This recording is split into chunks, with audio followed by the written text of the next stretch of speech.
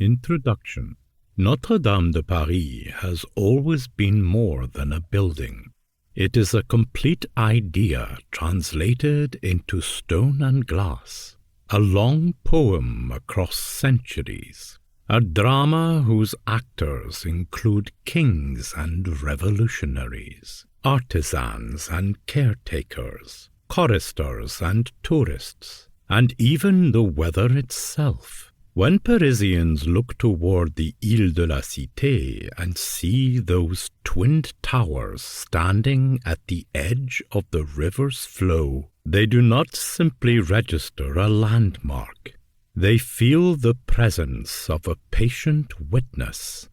Notre-Dame has watched boats and bridges multiply, watched the city outgrow its medieval girdle, watched boulevards slice through the dense warren of streets, watched regimes rise and fall. Still it remains, repeating the lesson all great cathedrals teach. The present is only one layer in a long and living history.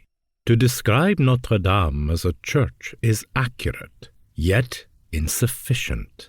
Its primary purpose has always been liturgical, a place where the rhythms of prayer and ritual anchor human time to a sacred calendar.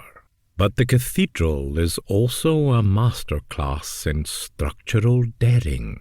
When its builders set the first stones in the 12th century, they pursued a new architectural language that tried to make light behave like a material. Gothic was not mere decoration.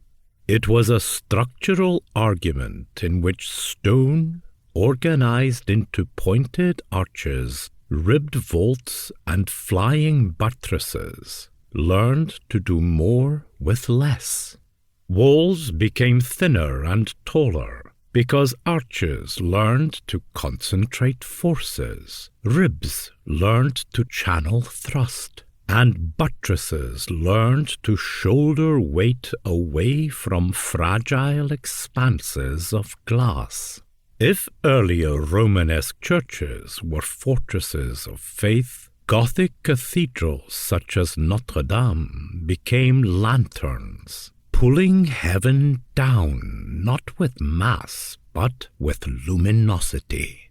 From the outside, the flying buttresses read like open arms. From within, they are invisible collaborators allowing the interior to bloom into light.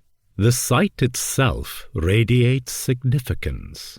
Long before the first consecrated stone, the island in the Seine was already a sacred precinct. Roman Lutetia left traces of temples, and later churches rose and fell on the spot. When work began on Notre-Dame around 1163, the decision to invest the island's eastern tip with a monument of unprecedented scale was as much a statement of civic identity as of religious devotion. The cathedral would not hide in a cloister.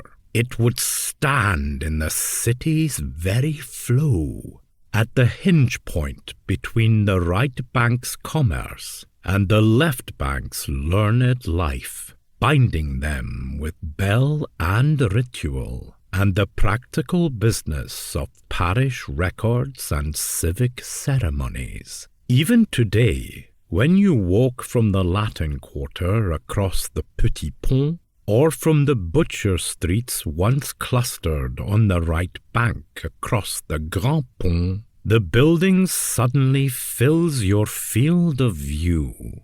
It is not approached so much as encountered. The western facade is a theatre curtain that never opens, yet still reveals the play. 3 great portals are adorned with carved stories, saints stepping forward with the poise of actors, prophets gazing into the distant horizon.